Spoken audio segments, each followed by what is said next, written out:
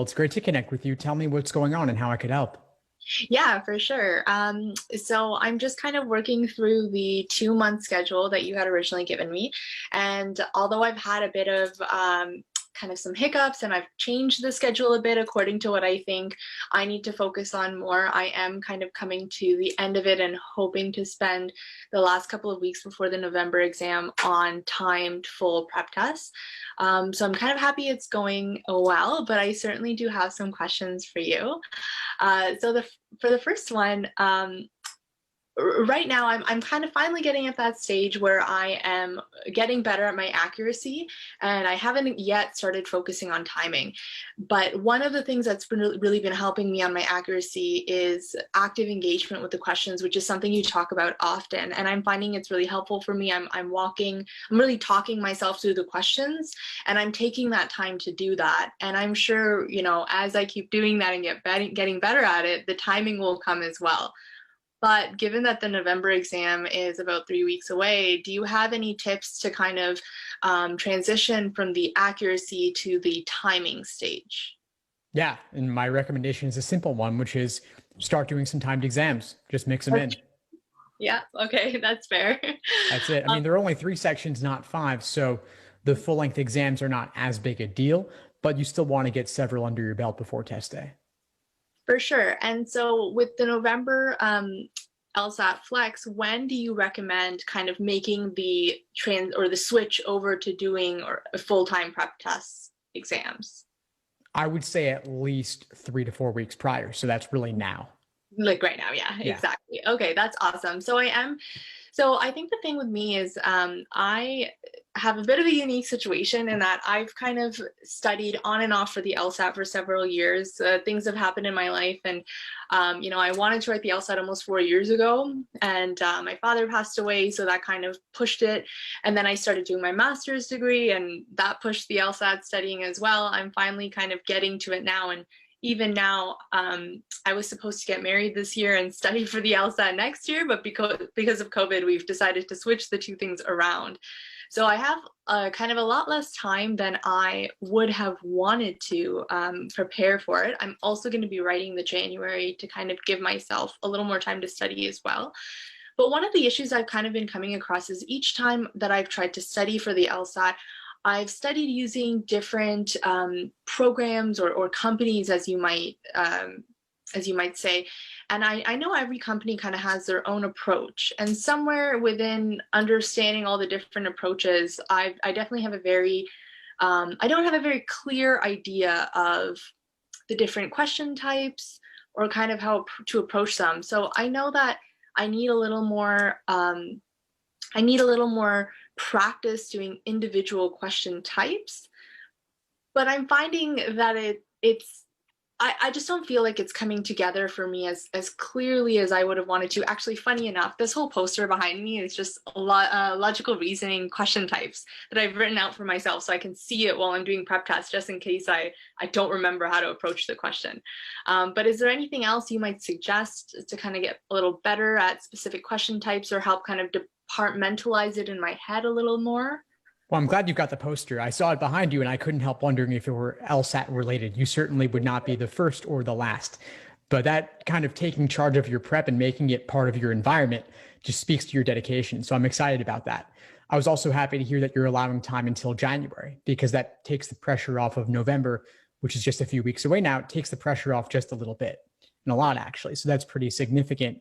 And that means that there's not nearly as much importance placed on November in particular. And so you might want to think about, do you just focus your goals and focus your prep on January specifically and orient your timeline around that?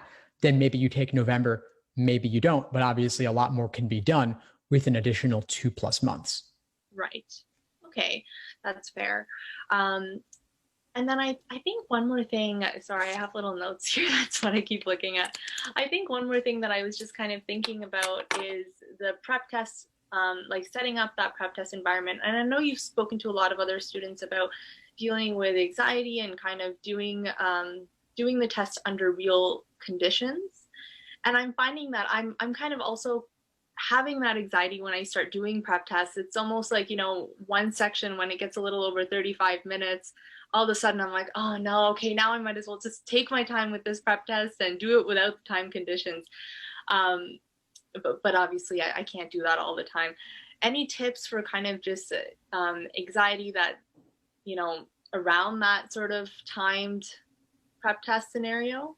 Well, it's definitely an adjustment, and it's a full length exam adjustment, but it's also even for individual timed sections. And so your first several timed sections, of course, it's natural to go over time, and you'll have to figure out your pacing to get that timing down a bit. And so maybe the first time it takes you an hour to do a one section, then 55 minutes, then 50. And so gradually you increase the pressure a little bit to get yourself down to 35. And you can note where you were at the 35-minute mark and then just continue on if you're not taking it to be a real full-length exam or real full section. But as the exam gets closer, you are going to want to take those training wheels off and just say whatever you did at 35 minutes, that's it.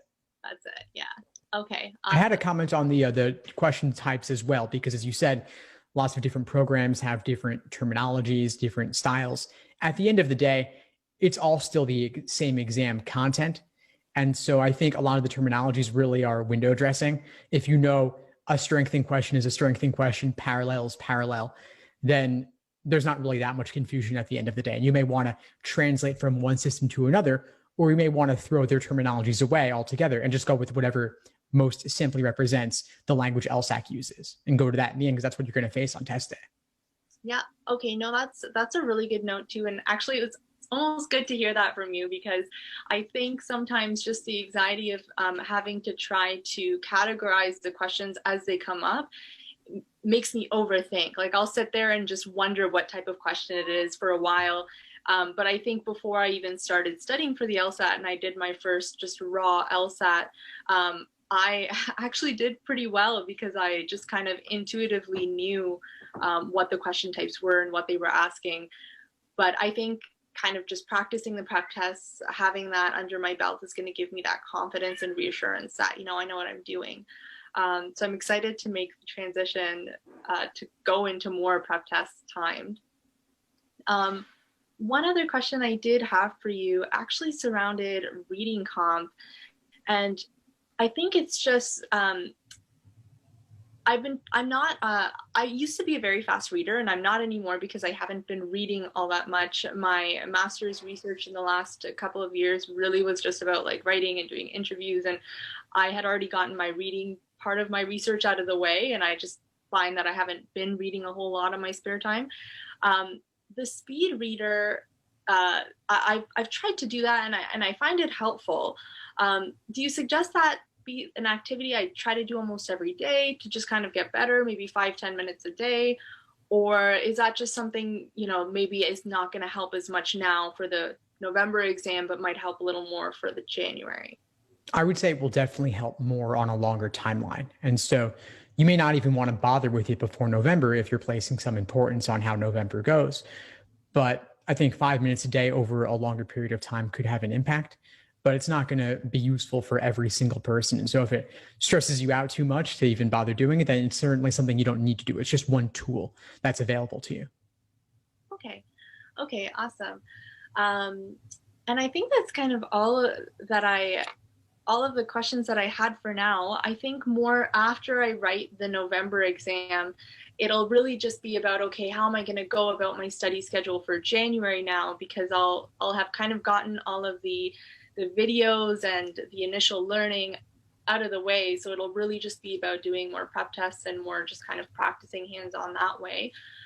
Is there anything specific you suggest I do after the November exam? Maybe like really go into identifying my weak areas before studying again for January? Or Yeah, that's something I would always recommend whether you were taking November or not. And so assuming you've got a pretty good foundation in the lead up to November, then after that point, you can switch gears a little bit and say, okay, I've got the basics down. Let me focus on certain particular weak areas, maybe certain logical reasoning types you want to drill, then focus on those as you go for January, along with, of course, doing more full-length exams. One comment I have for you around taking two exams like November and January is save a handful of timed exams for your January take, or maybe even save the majority of your timed exams for January, because that's the one that really counts for you. Okay. And that's a really good point too, because recently as I was kind of making my schedules, I have planned to do a lot of the more recent ones before November, but I was kind of thinking that maybe I should take some of them out and do some of the older ones. So that's really good to note as well. Um, that's kind of all of the questions I had down, to be honest. I wanted to give you a bit of feedback on just kind of your course in general. I wanted to send you an email, but then I realized we had this meeting, so it was perfect. Like I said, I've taken a variety of different courses before, and I find all of them or most of them are very kind of, they have a specific way of doing it, and it's kind of the way that they want you to learn it. Which is fine. I think some people, as long as you can find a way that works for you and stick with it, it works.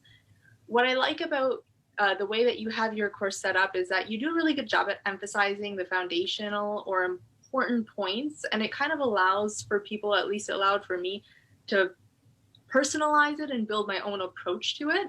And I found that really helpful. And I also think it's very unique and helpful that you have videos instead of kind of me just sitting here and reading a textbook, which is what I did for a lot of my other courses. So just wanted to say thank you, and an awesome job at kind of putting all of the resources together. You've definitely done a lot of work to make this all come together for students like me. It's very helpful. Well, thanks so much, Nikki. That really means a lot to me. I appreciate it. I'm glad to have you in the course, and looking forward to seeing what comes next for you. I'd love to have you be more involved in the group coaching mastermind at some point. If you ever wanted to get some hot seat coaching from me and support from others in the group, or if you ever wanted to present on something or just share something that's been working for you, or ask for support on something that you're looking for feedback on. So we have a class tonight. We also have one 2 weeks from now, and I'd love to have you get more involved in any of those. For sure. I do plan on being there tonight for both the classes. So I'll see you then. And I would love to get more involved in the future. I think now is kind of more in my study process where things are coming together for me. I'm starting to feel more confident. And there are some other students in the course that I've just kind of seen them talk through things during those classes. And seeing them do that has kind of made me do it on my own time. And I've gotten more comfortable doing that. And that's actually what's been helping me the most. So I will definitely tune into the classes more. Thank you. Fantastic. Of course. Well, great connecting with you, and I'll see you in class tonight. For sure. Have a good rest of your day, Steve. Thanks for tuning into the show. Please subscribe if you haven't done so already to be notified of new episodes as I release them. And feel free to reach out if you need anything at all as you move forward with your prep. I'm happy to help however I can. In the meantime, I'll wish you all the best and take care.